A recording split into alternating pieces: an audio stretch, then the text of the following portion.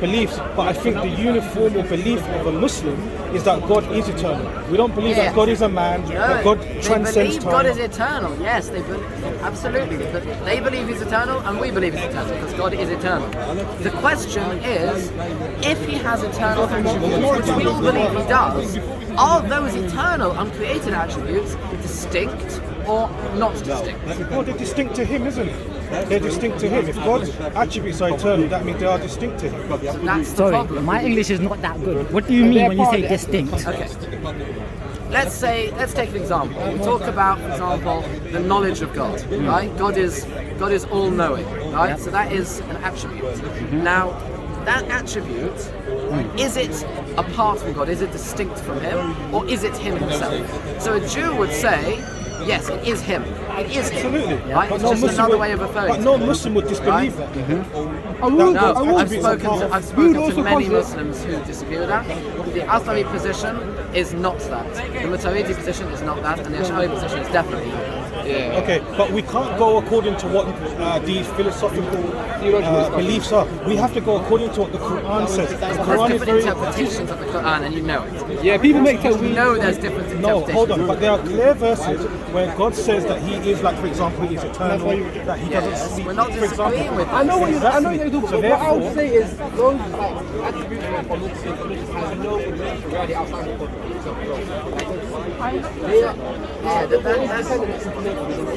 That's the Athari position. That's the classical. And the problem really with the Athari position is that it doesn't make logical sense. I don't understand why you argue from an Ash'ari standpoint, because, like, we've just... We're talking about what we believe. You know, you're quoting... That's like me quoting something which another Jewish... I mean, I don't know, do you have the same belief as Robert of you have the same... So if I quote you another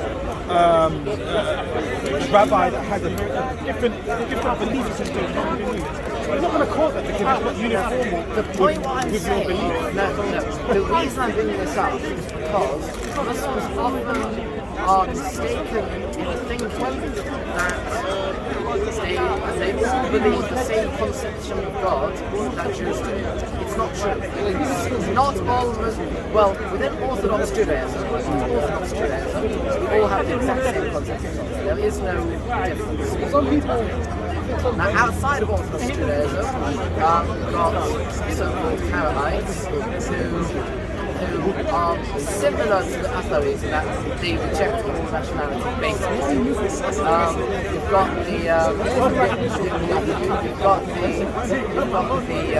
reformers who basically don't believe in God at all. The conservative are the secularists, and they also don't believe in God. So the only religious Jews are really the Orthodox. You guys are this. Holding them down. I don't know. I can't make it go away. Especially if you're using these days. People are more becoming more. Well, Let's really try compared to 100 years ago to today. what you're seeing is the secular Jews dying out and the Orthodox Jews growing. That's what you're going to see. And that's actually, in America, they keep finding that the secular Jewish population is going down because of intermarriage rates and just complete non-affiliation. And Orthodoxy has the highest birth rate, and it's going up. I stay in. Did you guys have a language conducive to family? And it's diametrically opposed to how a second is. They may exactly with all the people, they may not think it's much. Throughout years and decades, eventually your religion fills out. If you don't give your children a proper Jewish education, they're not going to stay Jewish. It's very simple. I think many Muslims they think it's taken back from that. It's happening with another religion. Yeah, exactly. And the great strength of Orthodox Judaism is our strong emphasis on Chinuch, education. Right? There's a famous story of a German rabbi called Rabbi Shimshon Thorbesh, who lived in the 19th century. He was the chief rabbi of Moravia, and was called by a small Jewish community that had just started in Frankfurt am Main, in Germany, that had broken away from the Reform movement. They were Orthodox, right? They had broken away from the Orthodox to start a new Orthodox community. They asked him to be their rabbi, so he decided, because he was in a fight now against the Orthodox, to leave his post as chief rabbi and go to this tiny community. And they asked him, let's build a synagogue. And he said, no, the synagogue hasn't got a school yet. You can't build a synagogue until you've built a school. Because education comes first. Without education, there's no future. There's no future. So there aren't many synagogues with schools. A Jewish school is really the ideal thing to have separate.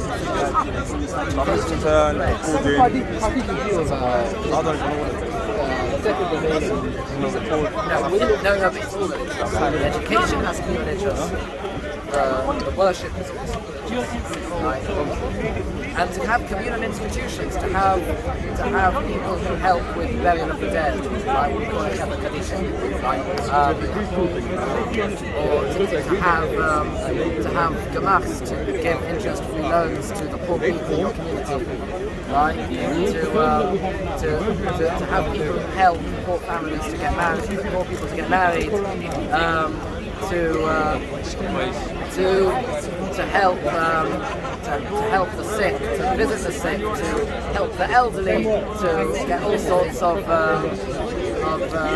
institutions. That's what a community needs to do, and that's one of the strengths of the Orthodox. Exactly. That's what we do. We have our own communal institutions, and I think other communities in this country, in lots of countries, could definitely move out of that, right? For sure.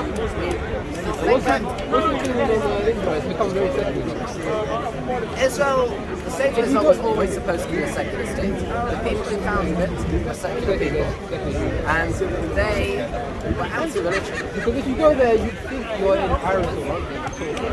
It depends where you are. It depends where you are in Israel. Clip it.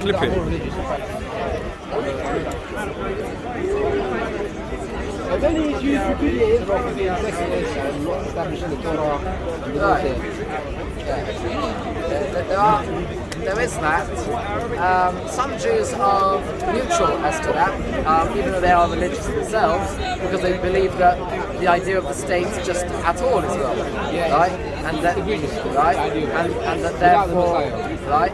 And that therefore they will say that whether it's a religious state or a secular state, it's still not good, right? There are some who say no, it would be good if there was a religious state, because they accept they should say there should be a state anyway. So they say, there you go. I'm not Rashid. I love the way you took the Shias the other day to school. It would be interesting to see a Jewish Oh yeah.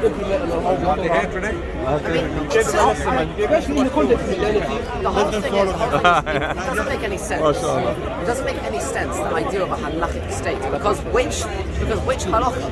There's so many different, what we call hashkafas, within Judaism, different viewpoints within Orthodox Judaism as to how to implement halakha, how to implement Torah. But then, how could you decide which one? With the secular laws, how you can see secular laws and legislation, the different schools within classical liberalism, Sure. Even Marxist states, they all have different variations and situations. Yeah, it's true. That challenge is not just for religious people. How often I secularly say that to people? If they wanted to make a halakhic state, I don't know which brand of It would be halakha. very, very tough. I don't know what it would be. And there are some people who think that making halakhic state means you have a death penalty. It's actually a load of nonsense. They don't know what they're talking about. Because you can't have the death penalty or lashes or those kind of stuff in Jewish law unless you have a Sanhedrin. And we can't make a Sanhedrin because we don't have a temple. Right? And even religious Zionists agree with that. Even religious Zionists agree we can't make a Sanhedrin now. Usually speaking, when you guys used to live, especially within the major Christian and Muslim world, you guys had your own autonomous regions where you implement your own laws, free from But basically, the way it worked was in Europe, in the Holy Roman Empire, which was it's very famously not holy, not Roman, and not an empire. The Jews were relegated to what was called Judengasse, which is basically a ghetto. And the Jews in the ghetto basically ran their own affairs. Right? Similarly to how it worked in the Nazi-run ghettos where they got the Judenrat to run things. A similar institution existed within some parts of the Muslim world. They were known as Mellas. Right? The Jews were sent away from the main city into the Mellah. Very similar to Christians as well, right? Non-Muslims. So very similar idea. Yeah. So in the Mellah we would run our own affairs. In the Judengasse we would run our own affairs. Right? It was a very similar idea. And in both of them, because they didn't really want us within the main society, they put them outside a bit and let them do their own thing out there. And tax the hell out of them. Somaliland والله I can go no متاشو أنا كاتب نسمع والله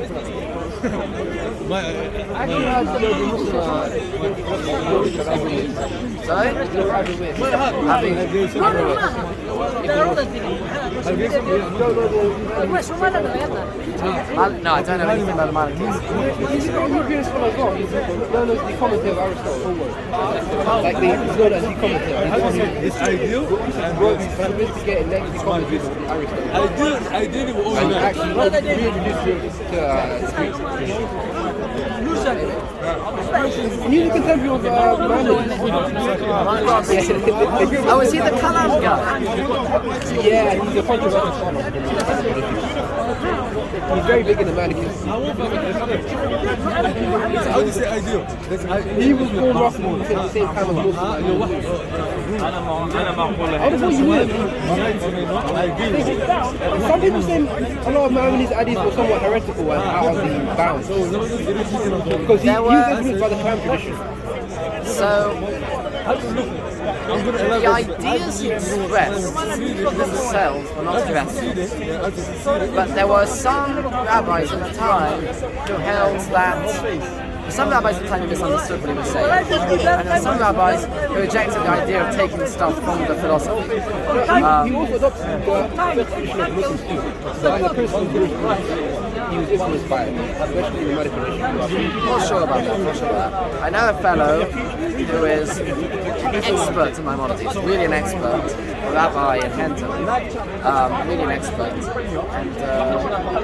I'll ask him about this. It's an interesting topic.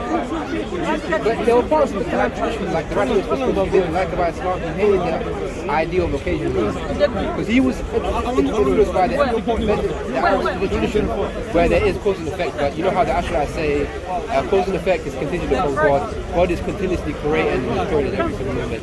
You find this idea a bit heinous because you can't really work with the natural sciences and whatnot if you kind of ignore causality.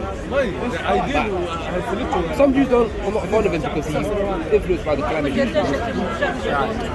And you know, if it has It's very obvious that there are many rabbis who had big criticisms of part of his methodology and some of his ideas.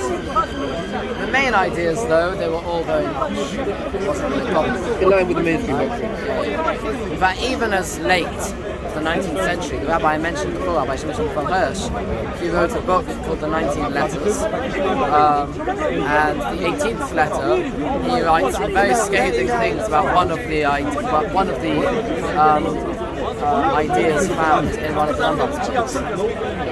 Right. Anyways, man, I've been holding up for quite a while. Thank you for this